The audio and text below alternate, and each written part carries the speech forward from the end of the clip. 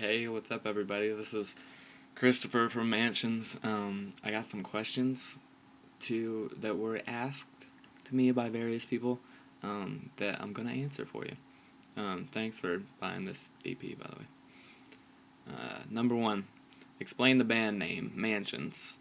Is this sort of an agenda or an end game to what you would hope to accomplish with your music? Multiple giant homes? Pretty much. I don't think there's any goal higher than being rich and having a home that's too big for you. Just kidding. But the name Mansions. One of my friends in high school, his big talent was just coming up with band names that were always pretty funny and things, and he had a whole list of ones that he'd use sometime. And then at one point, I wasn't liking the name that I was working under, and thought I'd go for a new one, so I checked out the list, and that one, Mansions, stuck out. Sorry, I gotta get some coffee here. Number two, your debut EP starts with the phrase "fuck you." That seems like a terrible marketing approach to gaining new fans. Literally, the first thing people hear when they check out your band for the first time is "fuck you." Can you explain the context of that lyric and the meaning or story behind that song?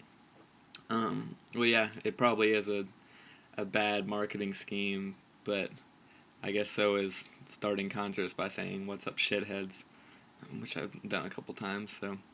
the context of that lyric, it was actually the first song that I ever cursed in. For a long time, I'd always sort of censored myself that way. And for me, it was kind of a big moment just letting it loose and just being like, fuck you. Like, there wasn't really another way I could say it. And that song's it's about some certain people and a kind of group of people in general. But it was really where for a while I was trying to be cool and trying to fit in, and I never really fit in anywhere that I was. And so saying "fuck you" was kind of just to all of that, to the whole idea of trying to fit in, and it was just like, I'll just, be me, whatever. So yeah, that's that song. And sometimes,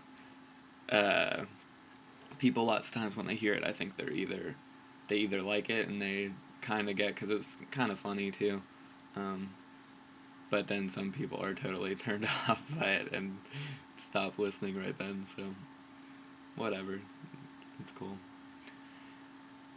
Number 3, this EP sounds like it was recorded at one of the largest recording studios known to man. Is this true?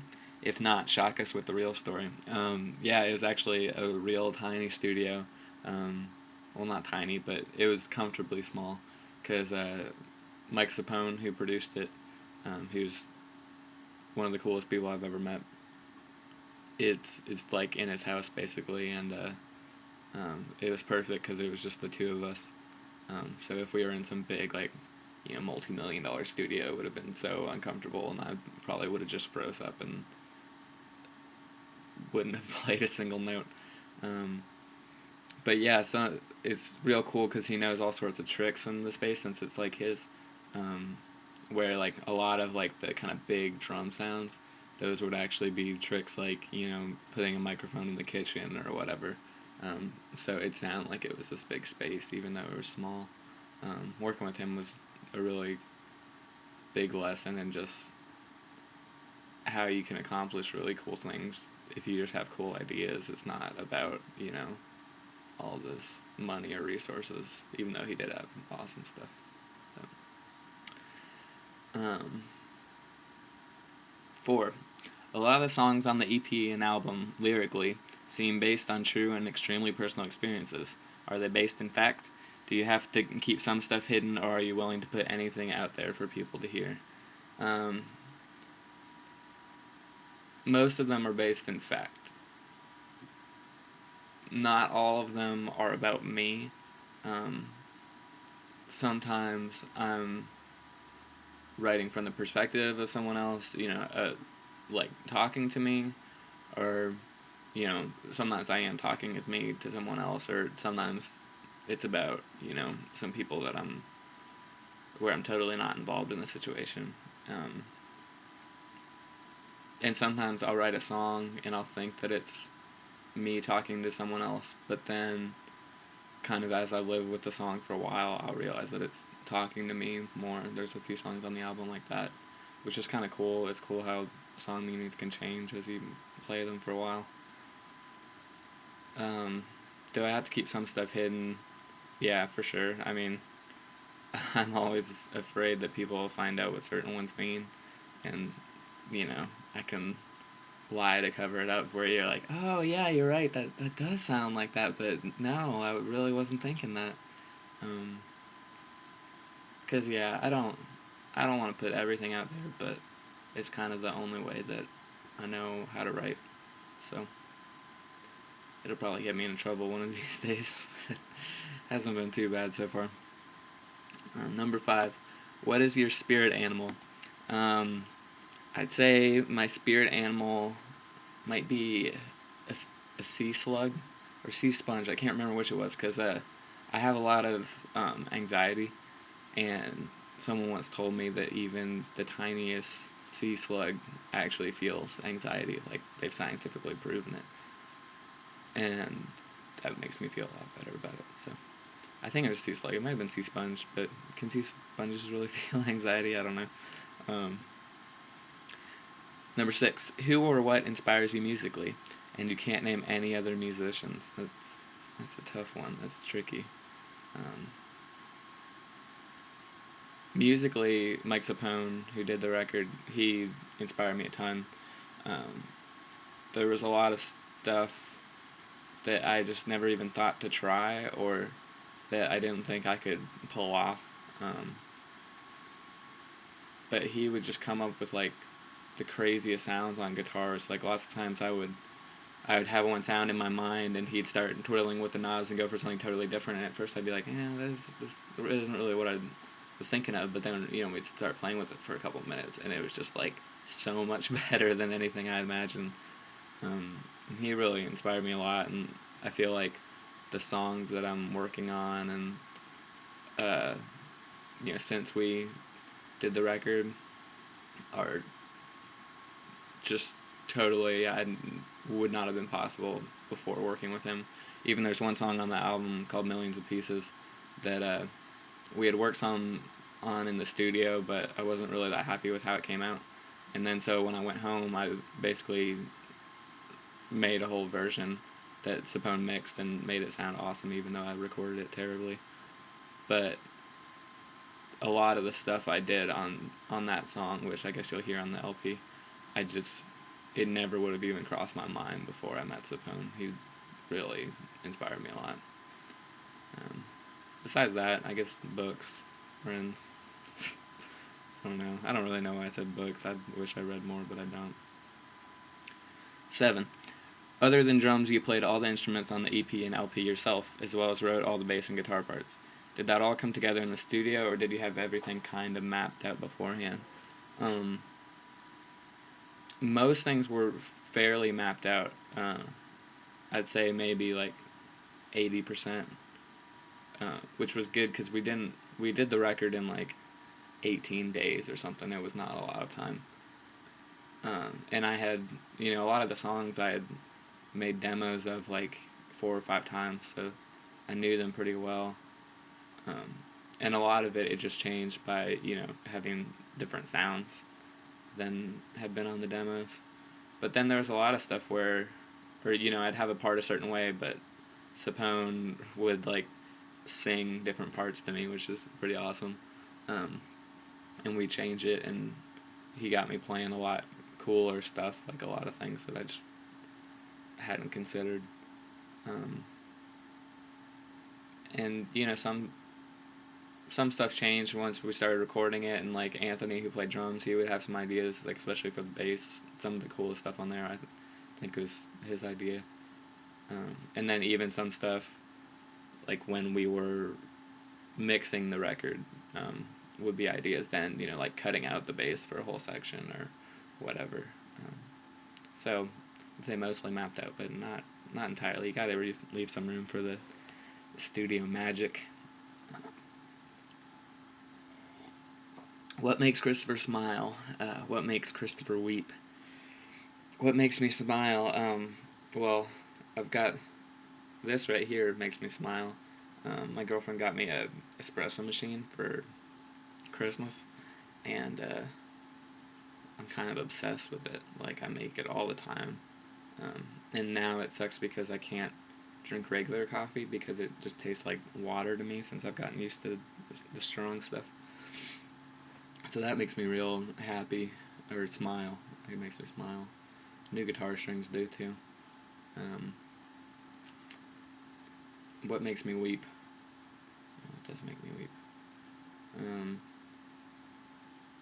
I don't know. I go through phases. I've heard some scientifically that there is actually proof for like a male period, but I'm pretty sure that I get that like I don't know. It's like I don't menstruate, but like once a month it seems like I'll just have a few days where I'm just in like a funk and I'll just be sad for no reason, and that's probably what makes me weep the most. 'Cause it's really frustrating too when you just don't know what's wrong. But I just had one of those a couple days ago. But it doesn't make me weep especially, but whatever. Number 9. A train leaves Boston at 9:17 a.m. and another train leaves Chicago at 10:45 a.m. When they opened the door, the man had hung himself, but the floor was wet, and the doctor was actually the boy's mother. What is your favorite riddle? I like the hanging himself, but the floor is wet one, actually. I'm kind of mad that you stole that, whoever wrote the question, but there was one, man, what is it, where the guy's like, something about being in the woods. This is so bad. I cannot. I always like the orange you got. I didn't say banana joke, but that's more of a knock joke than a riddle. Number 10. If you weren't doing mansions, what would you be doing with your life? Well, I graduated from college last year with a degree in mathematical economics, which sounds impressive, but it's really just like an econ degree with like a couple math classes. I wasn't really that good at the math part. But so I'd probably be working with that. I honestly, like, it sounds kind of lame, but I really liked it a lot. I would have no problem. If mansions wasn't going on, I wouldn't really have a problem with getting a job doing that, as long as it wasn't totally bullshit. But yeah, I like econ. It's a lot of fun. A lot of the theoretical stuff really interests me. Like I had to write like a thesis in my senior year about, I wrote it on the music industry actually, which is kind of predictable, but because there had been a study that said that peer-to-peer file sharing hadn't actually affected record sales, like they did like all these mathematical like models of it and found that there wasn't a correlation. But so I came up with a way of explaining how that could happen, because it seems so counterintuitive. But I really liked it. It was a lot of fun to write. It's just so dorky, but number 11. Let's say you're in prison for just totally melting people's faces with a guitar solo. What's your last meal?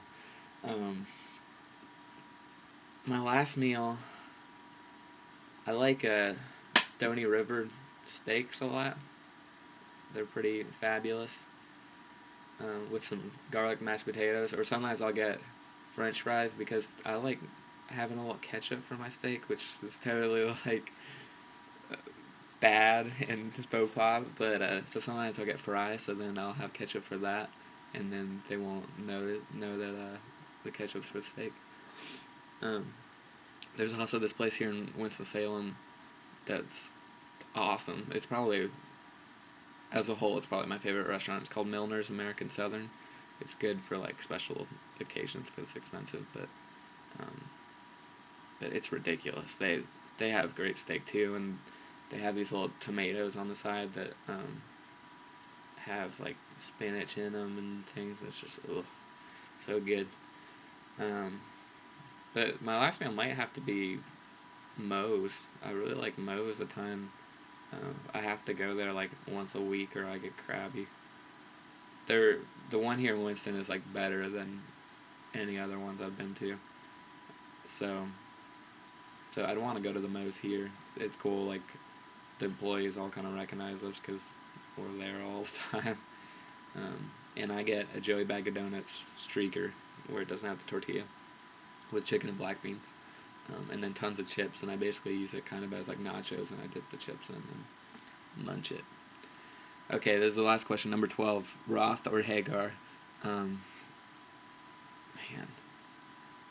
Fuck Van Halen. I mean, obviously you have to go to David Lee Roth just for like the kicks and the jump video, but I don't know. That's just never been into that. Although Hagar is funny how he has like his own brand of like tequila and stuff. It's just so lame. But hope I didn't just burn any bridges with Van Halen. But yeah, so that's all the questions. Thanks a lot for watching this. Sorry, it's like 20 minutes long. Thanks for buying the EP. I hope you like it. Now you can get online and say bad things. I'll see you soon in a town near you.